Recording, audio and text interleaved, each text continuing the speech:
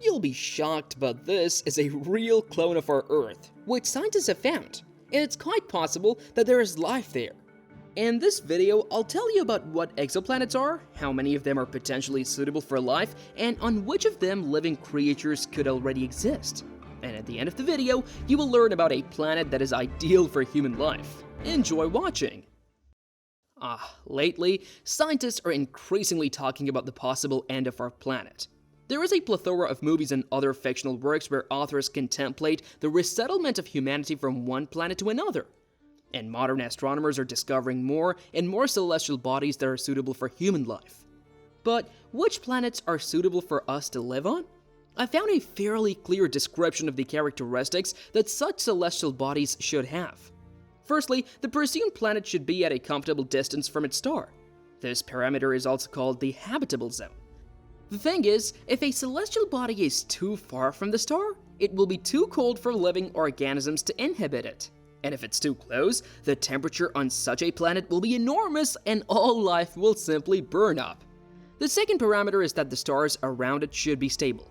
The fact is that even our own sun often emits flares that cause radiation surges and magnetic storms. Not to mention other celestial bodies. For example, the closest exoplanet to us is located 4 light years away from Earth. The temperature on it is quite comfortable, but there's a catch. The star close to the planet is very unstable. It often experiences storms that are very intense. One such storm occurred in 2017. At that time, all the water which was in the form of ice and snow instantly evaporated. And if there were living organisms there, the radiation would have instantly killed them all. Another important parameter is that the planet should have a mass similar to Earth's so that gravity doesn't differ too much.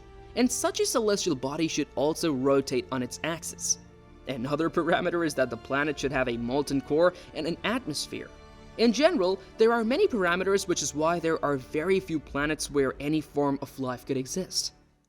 You might be wondering, what is an exoplanet that I've already mentioned? Essentially, there are celestial bodies that are located outside the solar system.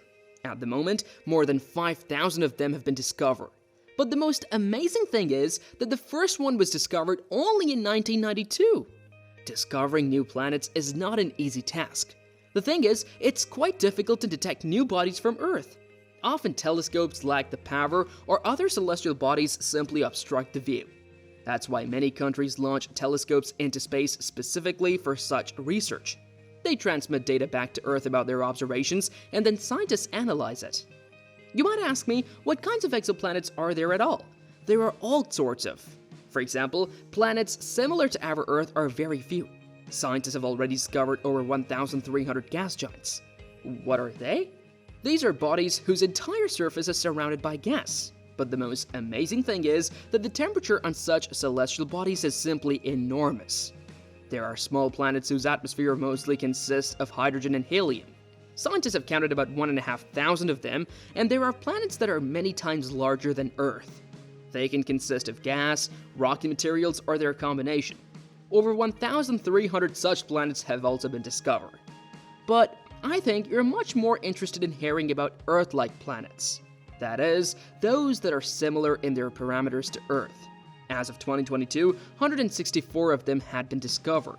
But this is far from the limit. The thing is, scientists have studied so few celestial bodies that this number can literally be compared to a drop in the ocean. According to their estimates, there are about 40 billion planets that are similar in mass to Earth and located only in the Milky Way. Interestingly, how many of them will be inhabited by living beings? According to scientists' estimates, about 11 billion are located precisely in the habitable zone near their stars. So, extraterrestrial beings definitely exist. The question is only in what form they are present. Alright, I seem to have gone completely off track. Today's video is not about living beings on other planets after all, it's about planets we might potentially move to. So, scientists have discovered a star system with several bodies that are very similar to our Earth. The Gliese 667 system is actually quite remarkable. The thing is, it has a total of 3 celestial bodies. Therefore, the whole system is divided by the name Gliese 667a, b, and c. But the most amazing thing is the exoplanets discovered orbiting Gliese 667c. There were a total of 6 found, and guess how many of them are similar to Earth? A whopping 3! Here's a description of one of them. In 2011, scientists discovered the exoplanet Gliese 667cc. It's located just 22 light-years away from Earth. It's over 4 times larger than our native planet and weighs about 4.5 times more. Because of this, it has a very strong gravity. You could say that any object on it would weigh 4 times more than on Earth. A year on Gliese lasts only 28 days, and the star that illuminates and heats this planet is much smaller and colder than our Sun. So why is it called Earth's relative? The thing is, Gliese is located very close to its star. Because of this, it is in the habitable zone.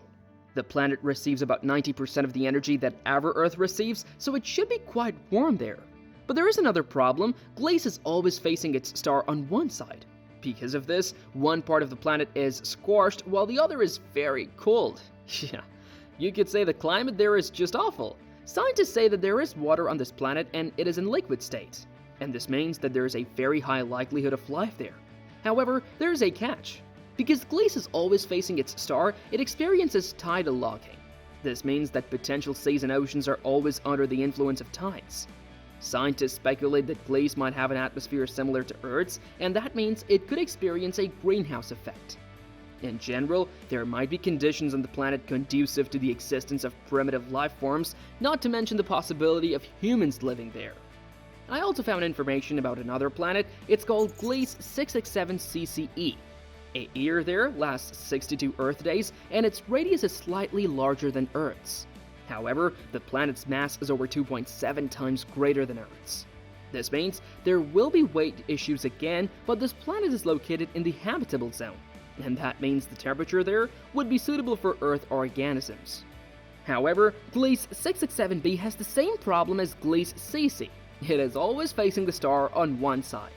But the most important thing is that this planet potentially has liquid water on its surface. Scientists have been talking about this for quite some time, so it's quite likely that humans could survive there.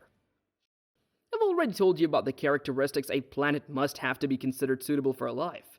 But what parameters do planets have in general? I've already mentioned many of them. These include mass, rotation period, temperature, and others, but there are characteristics that most fully describe exoplanets. For example, the Earth Similarity Index. This parameter takes into account a huge number of factors, including weight, size, and temperature of the exoplanet. The values range from 0 to 1, where 1 represents Earth parameters. Essentially, the higher the value, the better for us. For example, for Gliese 667cc, which I mentioned earlier, this parameter is 0.84. Essentially, this means that this planet has minor differences from Earth. What does this mean? Well, it means that living beings could comfortably inhabit it, and a human wouldn't perish in the first seconds of their stay. Among all discovered Earth-like exoplanets, one of the highest parameters belongs to Kepler 458b. The value of this planet is estimated at 0.88. However, Kepler has one drawback. It is on the edge of the habitable zone, very close to its star. This means that the temperature there might be too high for human habitation. Scientists also track complex parameters such as smooth particle hydrodynamics. This is a special method of modeling the movement of gases and liquids. It helps scientists understand the approximate climatic conditions on the planet. The composition of the habitable zone parameter shows what planets are made of. Values range from -1 to +1. A negative value indicates bodies consisting mainly of iron, while positive values indicates gases. Earth, by the way, consists mostly of solid rocks. In general, if the parameter is close to 0, the planet has both land and some atmosphere. And the parameter of the atmosphere of the habitable zone indicates the presence of that very planet. So, all these parameters, which I've mentioned to you, for the planet Gliese 667cc are at the level where humans could potentially inhabit it. The atmosphere there is much denser on Earth, which means there are more gases. If there is oxygen present on Gliese, breathing there would be very easy. What's more, the planet has an almost perfect ratio of solid rocks to volatile gases, and the temperature there is quite comfortable. Perhaps scientists will send a satellite there soon to study it and figure out if it's habitable. But I was shocked when I found a scientific article about a very interesting planet. It's called TEEGARDEN, and its peculiarity is that its Earth Similarity Index is 95%. me tell you more about this planet and the system it's in. The star around which this interesting celestial body orbits is named TEEGARDEN. The planet bears the name TEEGARDEN b. So the system is located just 12 light years away from ours, which means it's very close to Earth. The star's luminosity level is much lower than that of the Sun, as is its mass. It's about 11 times smaller, and the star is quite old, about 8 billion years old. It belongs to the class of red dwarfs, which is a significant problem that I'll tell you about later. The planet TEEGARDEN has a mass just slightly larger than Earth. It's only 25% heavier. This means there won't be any major issues for a person to be comfortable there. The climate on the planet is 60% similar to Earth's. Scientists confidently say that there is liquid water there and the temperature is quite comfortable for humans. The chances of there being living organisms are simply enormous. But there are quite few nonsense, even with such a high Earth similarity index. For example, a year that lasts only 5 days. During this time, the planet completes a full orbit around its star, and another part of it is always in shadow. That means that the temperature on one side of the planet is too high, while on the other side it's too low. There might also be no Van Allen radiation belt on the planet. This is a special protection against cosmic radiation, without which survival on the planet would be unrealistic. And it probably simply doesn't exist there. And the last main problem is the red dwarf. As you know, this type of a star is too active.